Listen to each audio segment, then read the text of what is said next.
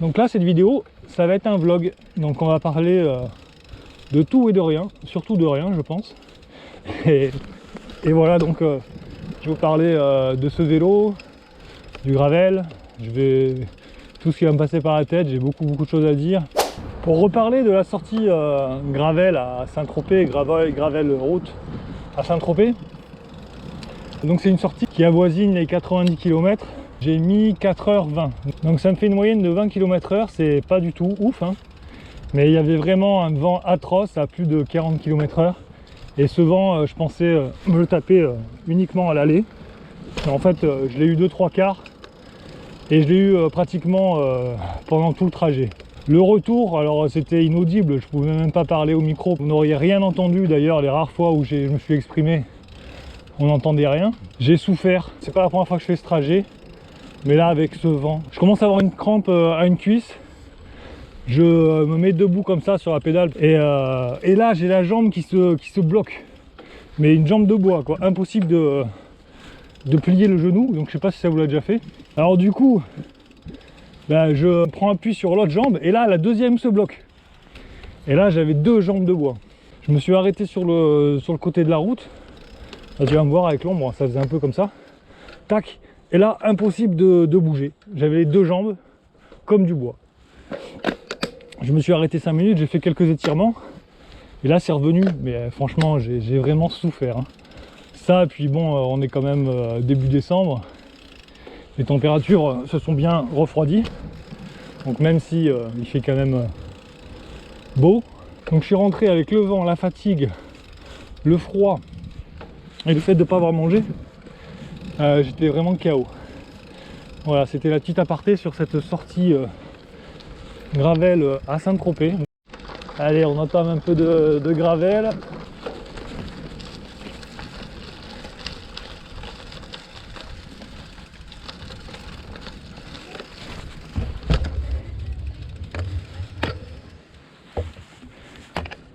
Tout à l'heure, j'ai nettoyé le vélo. Alors ça me prend pas longtemps, hein, pour nettoyer un vélo. Les produits que j'utilise, alors ça tu vas encore rigoler, mais désolé, hein, mais j'utilise des produits magiques en fait, et vraiment des produits très chers, à savoir de l'eau et du WD-40. Et ensuite, pour huiler la chaîne, de l'huile 3 en 1, et basta, c'est tout, hein. Ni plus ni moins.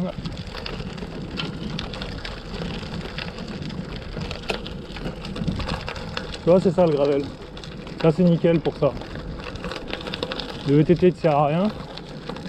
Et là, le gravel, il a tout son intérêt. Ah bah là, on va être bien. Regarde, je vais le mettre ici. Donc voilà mon Triban RC520 dans sa configuration d'origine, excepté les pédales Shimano et les pneus Dynamic Sport en 25.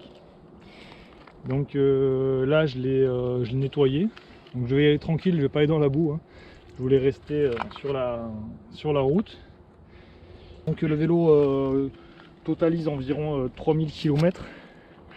Donc tu peux voir qu'il est dans un état exceptionnel. Il est tombé 2 fois, mais à l'arrêt, justement quand je faisais des vidéos, parce que je le posais, un coup de vent il est tombé. Donc là derrière tu as le rocher de Roquebrune, regarde-moi comme c'est beau, ça c'est le lac de l'Arena. Là on est bien, hein. Et donc pour tous les gens qui critiquent les produits Decathlon, sache que c'est juste les meilleurs rapports qualité-prix. Donc en Shimano 105, un groupe en double plateau 50-34, vraiment destiné à la route, hein. Moi je l'emmène pas dans la boue, hein, ce vélo.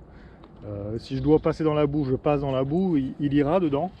Mais c'est pas fait pour ça, hein. Regarde ça. Ça c'est nettoyé à l'eau avec un chiffon et au WD-40. Basta, c'est tout. Les plaquettes mécaniques et organiques. Et franchement le freinage il est juste comme il faut. Elles sont d'origine, tout est d'origine. Le vélo roule sans un bruit. Les roulements des roues pareil, aucun problème. C'est aussi pour ça que j'ai pris un gravel, c'est parce que voilà, donc tu as des inserts pour pouvoir voyager, tu en as un peu partout, des garde-boue, des porte-bagages, tu peux faire ce que tu veux, tu as des jantes qui sont robustes, qui sont conçues pour absorber les chocs. Elles ont un très bon rendement. J'avais fait une vidéo où je la faisais tourner. Allez, on retourne en selle et on continue notre petit vlog. Regarde, tu me dis si ça fait du bruit là? Tu entends quelque chose? Il n'y a rien qui touche, il n'y a rien qui frotte. Je peux changer de vitesse, hein, regarde. Là je monte, la chaîne elle est croisée, ça touche toujours pas. Ça touche toujours pas mon ami. Là je change de main parce qu'il va falloir que je tienne la caméra. C'est pas magique, hein, j'ai pas une équipe de production derrière moi. Hein. C'est fait avec les moyens du bord. Alors du coup, l'arrière, je sais pas si tu vois. Hop. Je descends. C'est magique, ça descend tout seul. Aucun bruit. Aucun bruit. Ce vélo est parfait. Pourquoi tu veux dépenser plus?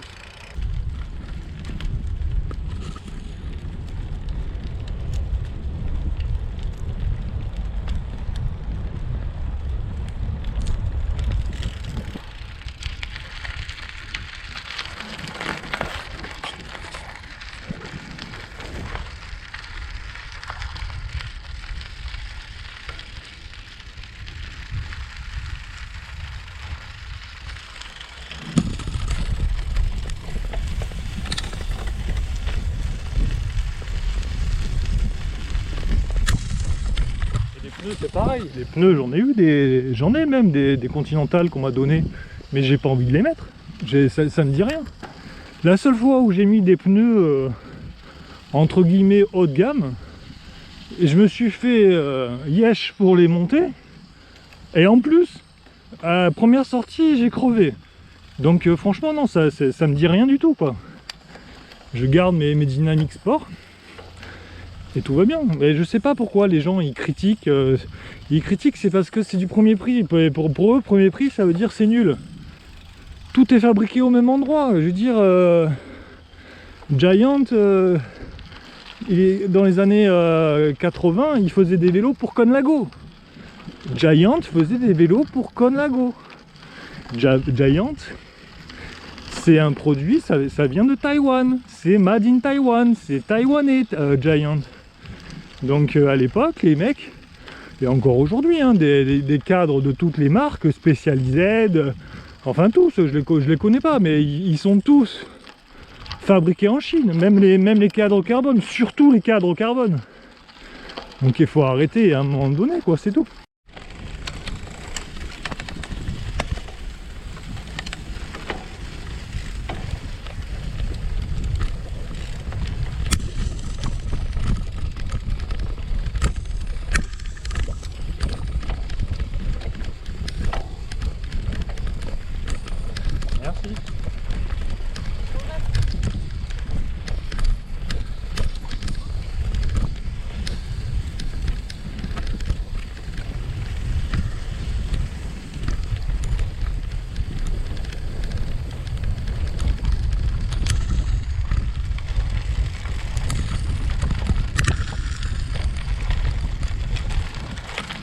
Donc, tu vois, c'est ça le gravel, c'est...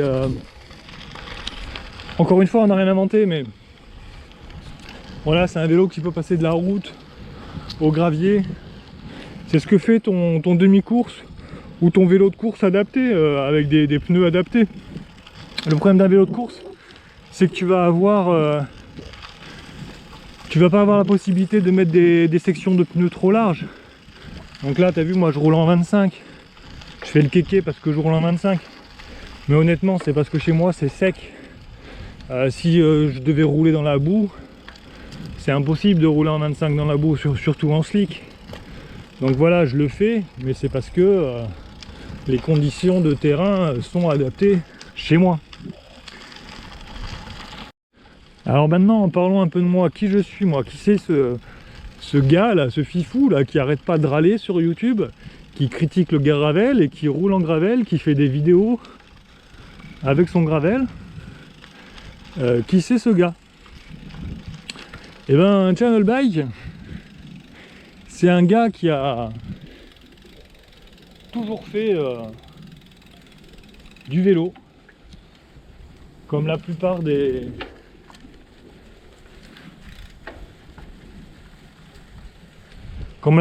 gens. Donc tout petit, j'allais à l'école à vélo. Bon, premier vélo c'était un BMX. À l'époque on roulait, tous les gamins roulaient en BMX pour la plupart. Hein. T'avais les BMX pour les gamins, t'avais les VTT, ça n'existait pas encore, ça arrivait dans les années 90 en France. Et voilà, donc après j'ai eu d'autres vélos, mais par la suite. Donc je suis de 75, je te laisse calculer, donc je suis plutôt jeune.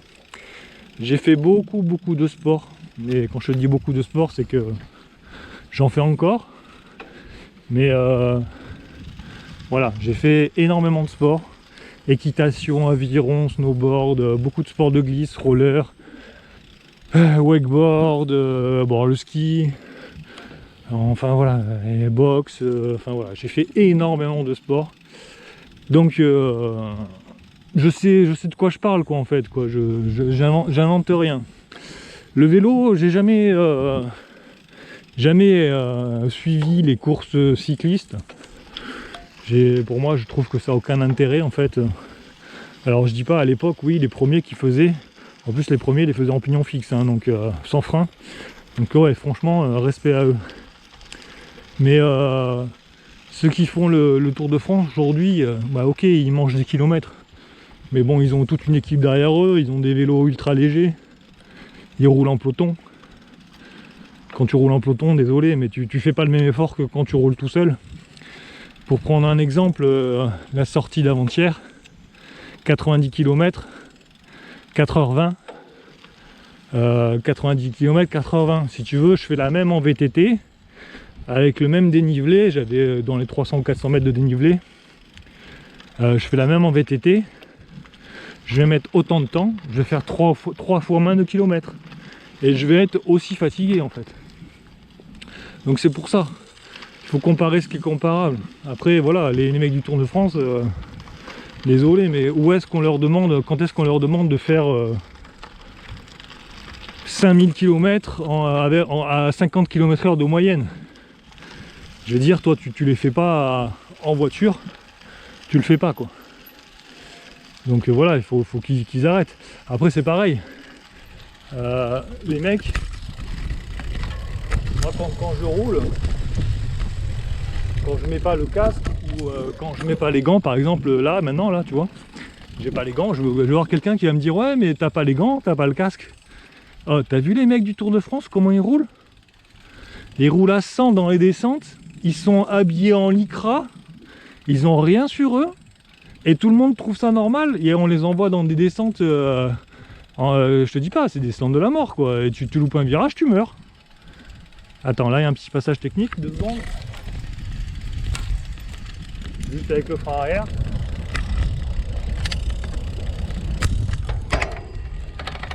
Ah bah du coup là j'ai pas pu changer le plateau à l'avant. Et ça passe. Voilà, on arrive sur du sable. On tomber le petit plateau devant. Hop.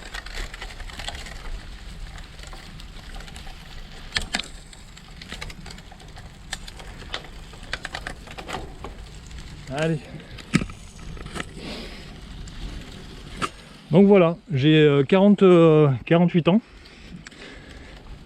Et voilà, le vélo, pour moi, ça date pas d'hier, quoi. En plus, j'ai eu des formations dans le cycle. Je sais de quoi je parle, quoi. Le tubeless, c'est pareil. Tu me l'as fait pas, le tubeless, moi je l'ai utilisé dans les années 90, le tubeless. Donc je sais très bien de quoi je parle, quoi. Après voilà, on donne son avis, chacun fait par rapport à son utilisation, quoi. Il n'y a pas de problème, quoi. Toute cette société de consommation, je veux dire, t'as pas besoin d'un vélo en titane, t'as pas besoin d'un vélo électrique. Tu as besoin d'un vélo électrique pour faire du sport, j'entends, hein. Je te dis pas pour aller au travail. Pour aller au travail, c'est un autre problème. Ça peut avoir ses avantages. Pour faire du sport, c'est inadmissible. Quelqu'un qui est en bonne condition physique, qui n'a pas de problème physique quel qu'il soit, qui est d'âge normal, il n'a pas besoin d'un vélo électrique. Quand on voit qu'on te fait des aides de l'État pour acheter un vélo électrique, mais moi je trouve ça inadmissible en fait. En fait, ils devraient faire des aides pour acheter des vélos musculaires, quoi, pour inciter les gens à faire du sport. Parce que tu vas me dire, oui, non mais bah alors ça j'ai déjà fait une vidéo, tu vas me dire, ouais, je fais du sport avec mon vélo électrique et tout, mais arrête, c'est bon, laisse tomber, c'est pas la peine, quoi. Pour continuer de parler de moi, donc moi, à la base, je viens du BMX entre guillemets, hein, parce qu'on avait les BMX quand on était minot. Après, j'ai eu mon premier VTT. Alors mon premier VTT, c'était un Raleigh. Malheureusement, je l'ai plus, on me l'a volé. J'aimerais bien le revoir parce que j'ai du mal à m'en souvenir. Et après, j'ai eu d'autres vélos, hein. J'ai eu des vélos de route, mais beaucoup plus tard en fait.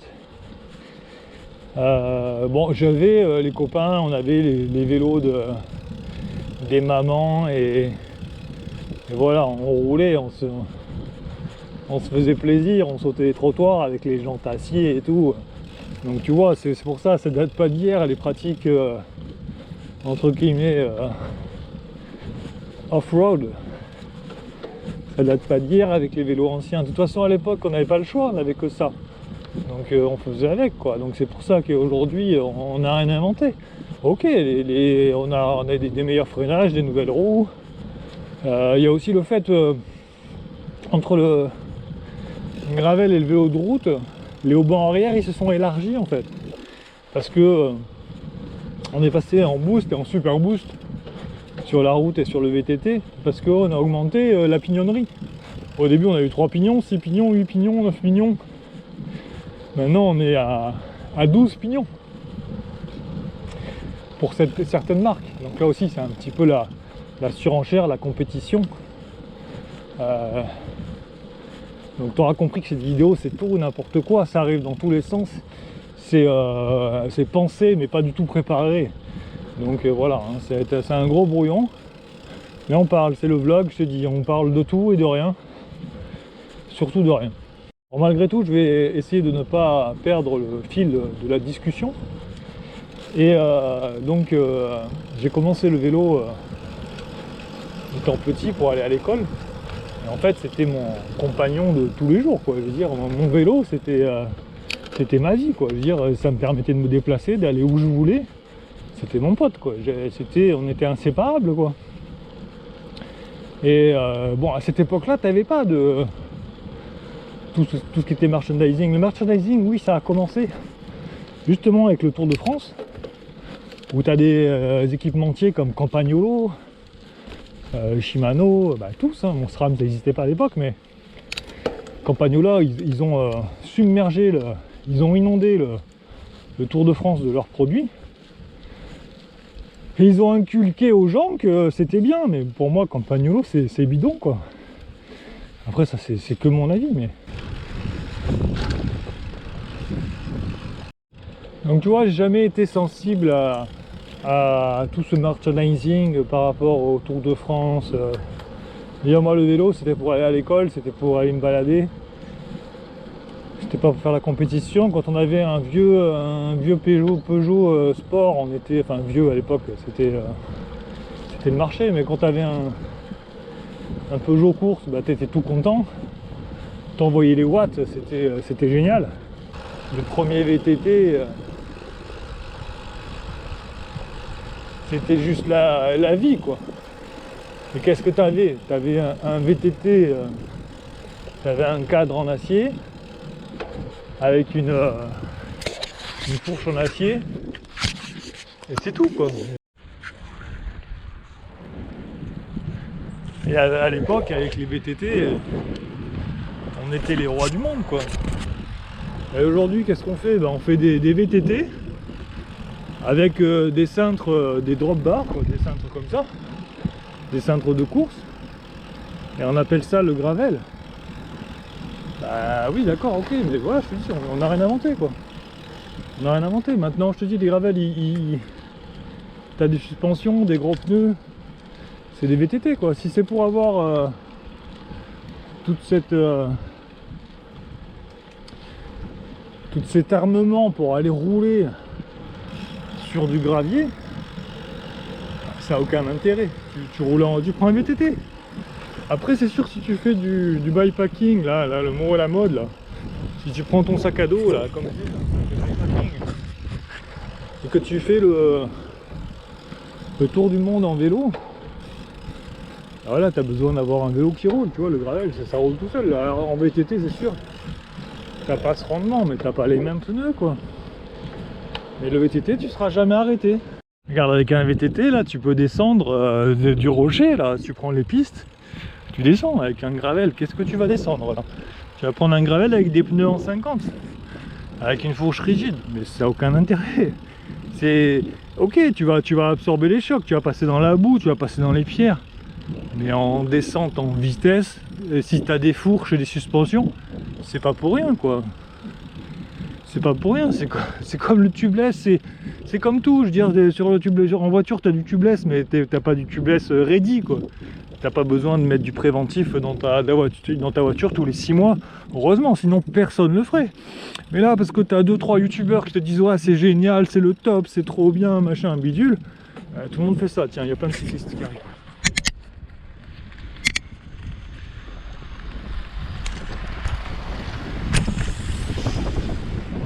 Pas un seul qui dit bonjour, pas un seul qui dit bonjour. Pourtant je les ai regardés. Ah mais je suis pas comme eux, je suis pas comme eux. Tu vois, c'est ça que j'aime pas dans le cycliste. C'est parce que si t'as pas les mêmes codes, si t'as pas le même vélo, si t'as pas le truc à la mode, moi je suis équipé tout en VTT, alors c'est sûr que les mecs ils comprennent pas quoi.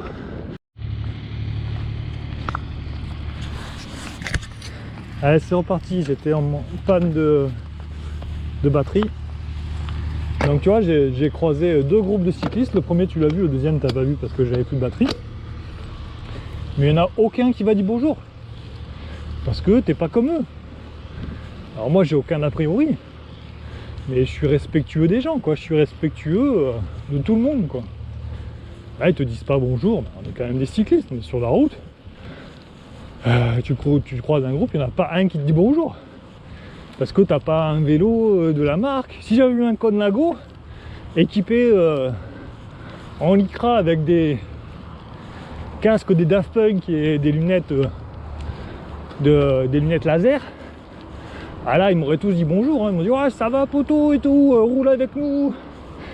Là c'est ils ignorent. Alors, encore 2 qui sont passés là parce que je fais un réglage. Et même pas bonjour, ça va, non, ça file. Allez, je vais aller doubler. Je vais aller doubler, regarde.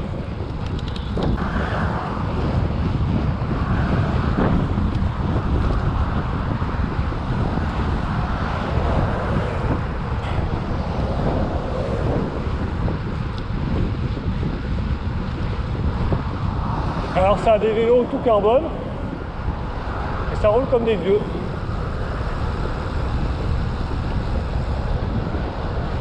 Et c'était en danseuse. Ça roule tout seul. Et je force là.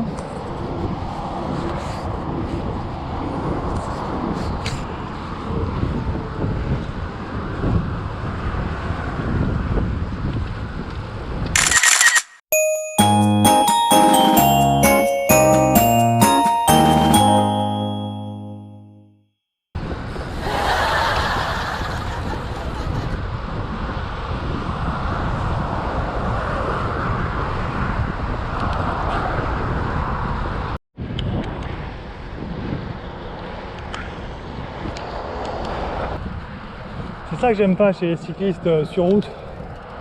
Bon, déjà le fait de rouler sur la route avec les voitures, ça m'emballe pas du tout.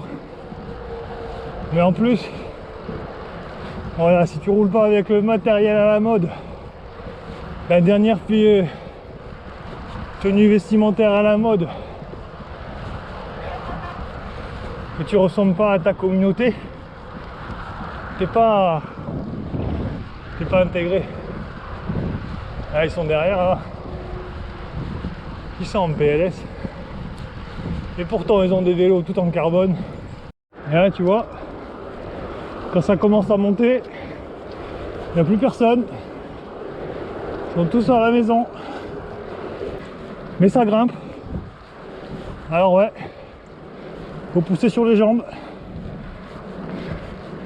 Et là, justement dans ces cas comme ça là, t'as le temps de regarder les vélos des uns des autres.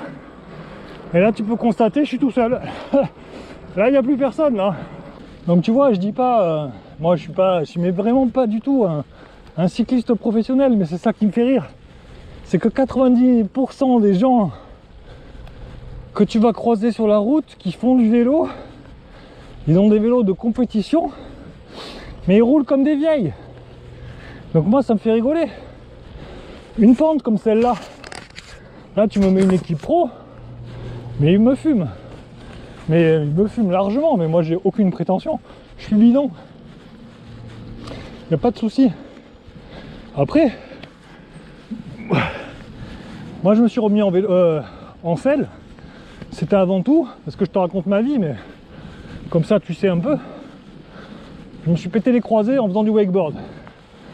Bon, malheureusement, l'opération a été très tardive et j'ai eu beaucoup de mal à faire ma rééducation. Et il se trouve que tous les sports que je faisais auparavant, pratiquement tous, aujourd'hui, me sont interdits à cause de mes genoux.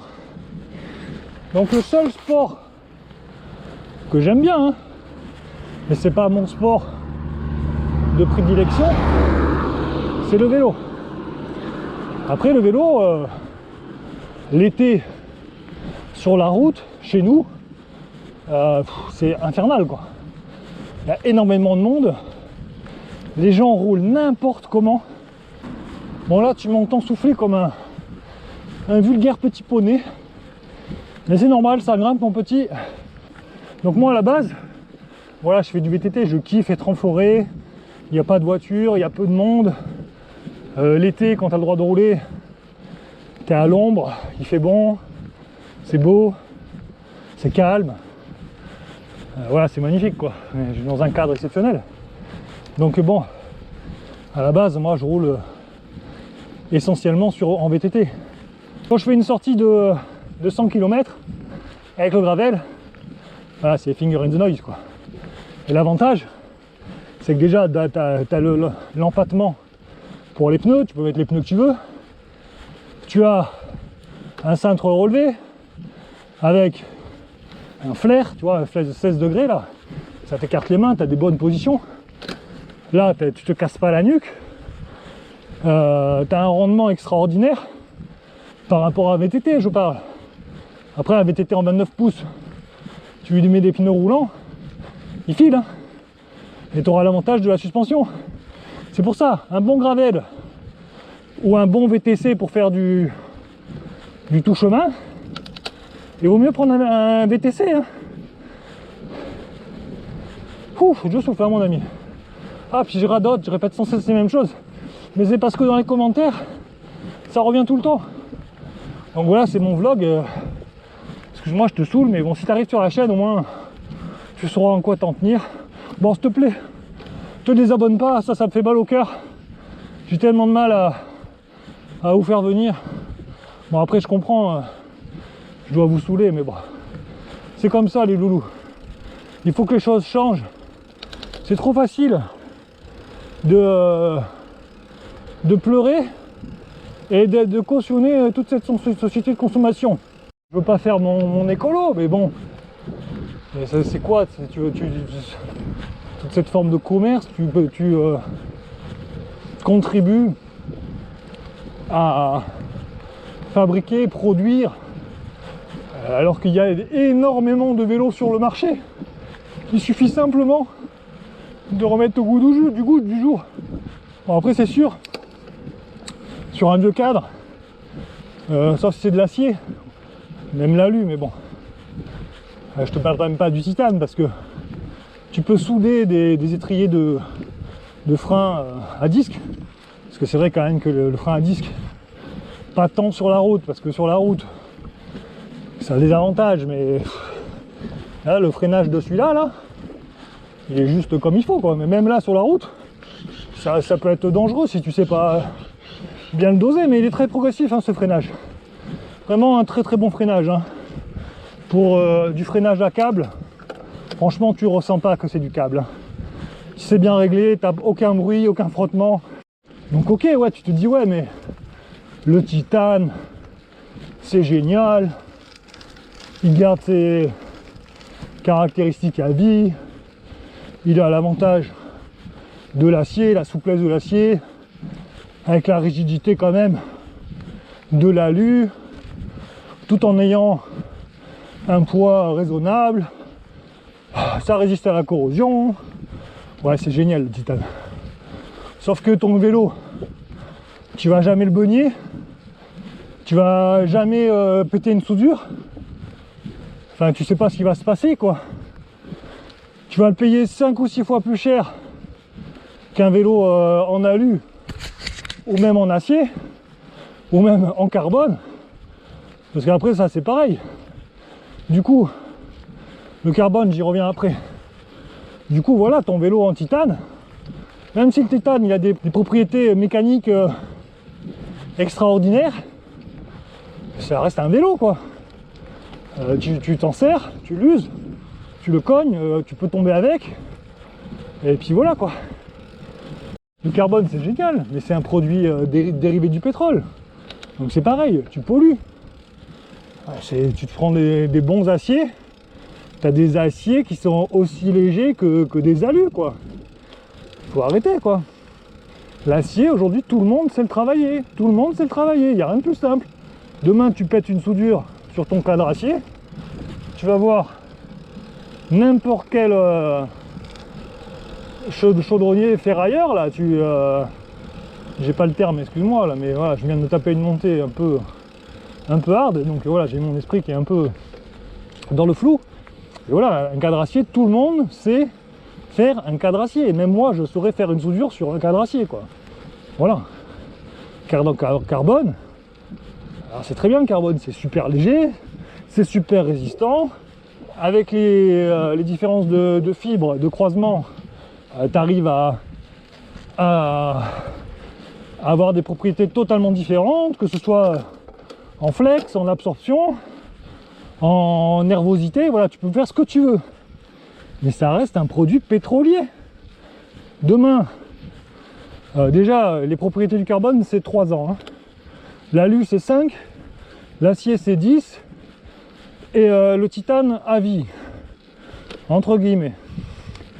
Donc ton carbone que tu as acheté hyper cher, dans 3 ans, il a perdu toutes ses propriétés quoi. Donc la valeur en occasion, ton vélo il vaut plus rien. Tu fais un bug, ça se répare. Pas tout le monde, hein. C'est pas tout le monde qui va te réparer le carbone. Tu vas changer les caractéristiques du cadre parce que tu vas mettre un renfort automatiquement, tu vas rajouter des fibres. Donc le cadre n'aura plus la même structure et sera fragilisé, quoi que tu en dises.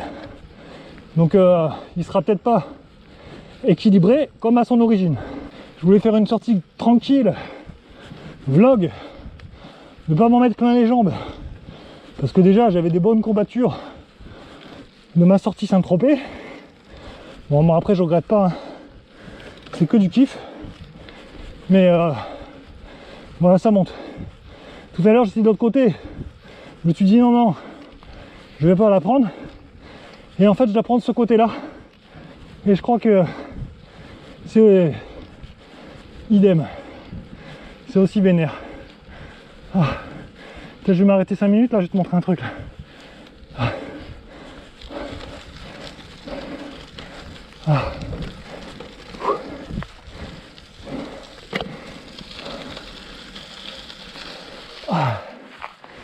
Tu vois, c'est les sentiers du Rocher de Roquebrune.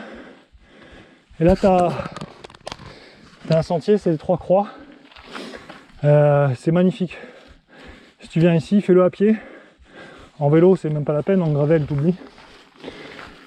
Mais ouais, c'est magnifique. Tu vas tout en haut, là-haut. Et tu accèdes aux 3 croix.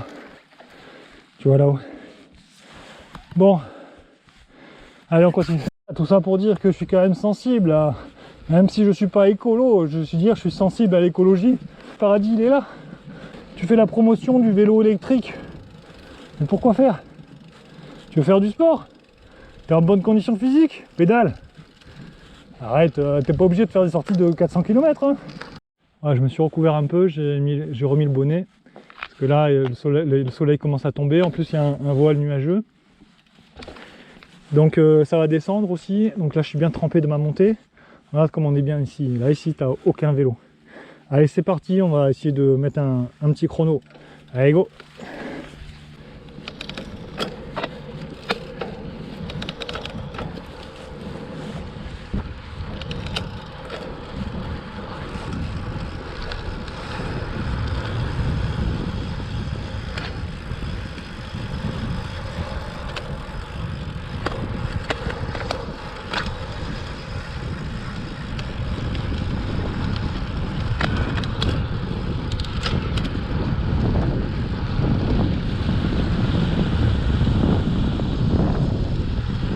Attention qu'il n'y ait pas de voiture en face.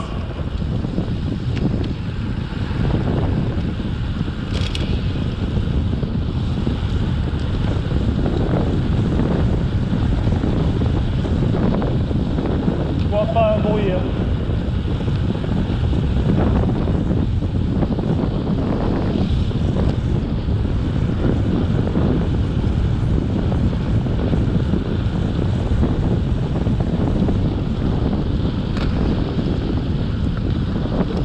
Content d'avoir des freins à disque.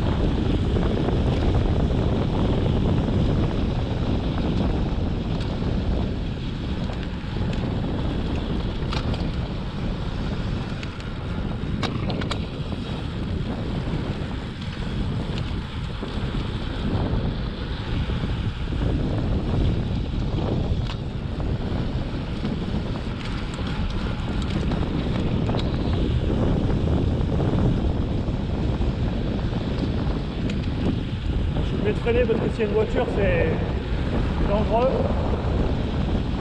et sinon ça file. J'étais obligé de supprimer aussi 2-3 vidéos parce que j'avais plus de place malheureusement, donc ça va être la fin de la sortie. Donc je voulais dire aussi sur les vélos Decathlon, bah alors moi je touche rien sur les articles Decat, mais voilà, juste qu'ils jouent pas la surenchère en fait. Ils jouent le jeu, le vélo accessible à tous. Car pour moi le vélo avant tout ça doit être populaire, tout le monde doit pouvoir faire du vélo. Et aller à la course à l'armement, non merci. Et Decathlon reste dans cette philosophie où ils proposent des vélos aboutis et bien étudiés pour tout le monde, pour tous les niveaux. De l'alu, de l'acier, du carbone jusqu'au titane, ils arrivent à proposer toutes les gammes mais sans chichi ni tralala, et les prix sont vraiment tirés au plus bas. Et pour ça, je leur tire mon chapeau. Et je pense que je continuerai longtemps à utiliser leurs produits tant qu'ils restent sur cette ligne de conduite et dans cette philosophie, et je pense qu'il n'y a aucune raison que ça change. Sur ce, je vous dis peace les amis, à bientôt, soyez prudents et faites-vous plaisir. Ciao les amis.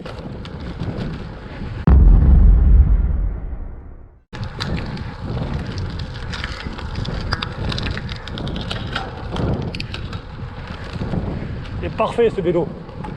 La chaîne elle saute pas, la transmission elle est nickel. Aucun bruit, mais vraiment aucun bruit. Un pur plaisir.